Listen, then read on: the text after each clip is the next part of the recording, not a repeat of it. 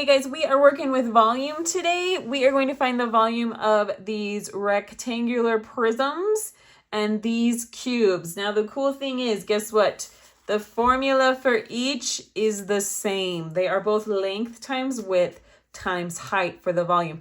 The reason they're the same is because a cube is just a special type of rectangular prism. So guess what? Two different ones that you can just remember one formula. So that's good news, right? So we are going to do length times width times height. So for this first one here, I am going to do 2 times 9 times 3. When I multiply all those together, I get 54 for my volume. Sorry, I usually like to write a volume equals so I know what I'm doing. Now, very important when we're figuring out volume, I need to look at what my units are. So for this one, we are in inches. But guess what? My volume is not 54 inches. That wouldn't make sense. If you remember what we're figuring out with volume, we have this box, right? Imagine I had it here, the 3" by 2" by 9". For the volume, I am trying to figure out how many little cubes that are 1" by 1" by 1" would fit inside of that rectangular prism. So guess what? 54 of them would fit in there. So to show that, I'm going to write my units as inches cubed.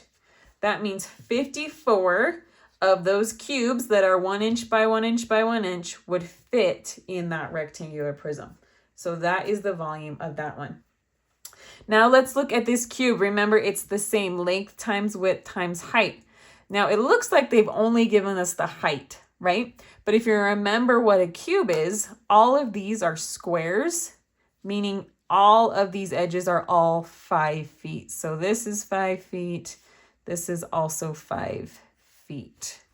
So to figure out the volume, I'm just going to do 5 times 5 times 5, or you could do 5 cubed.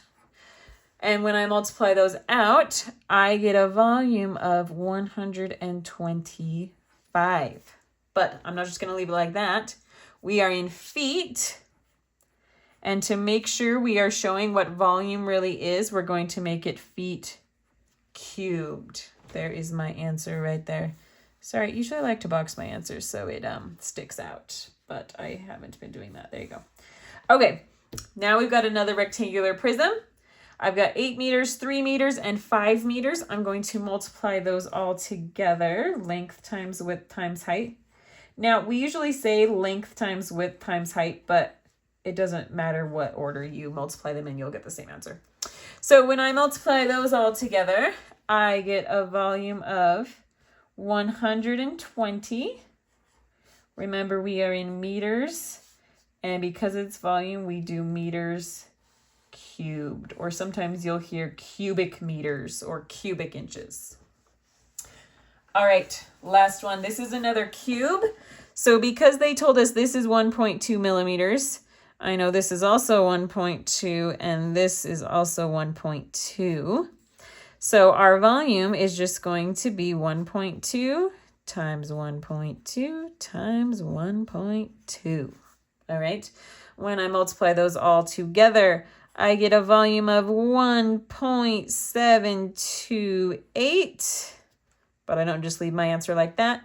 I'm going to do millimeters, but I don't just leave it like that. Millimeters cubed. There we go. Okay, I hope this was helpful. If you need some more examples or some other volume videos, I will link some videos for you in the corner. Thank you.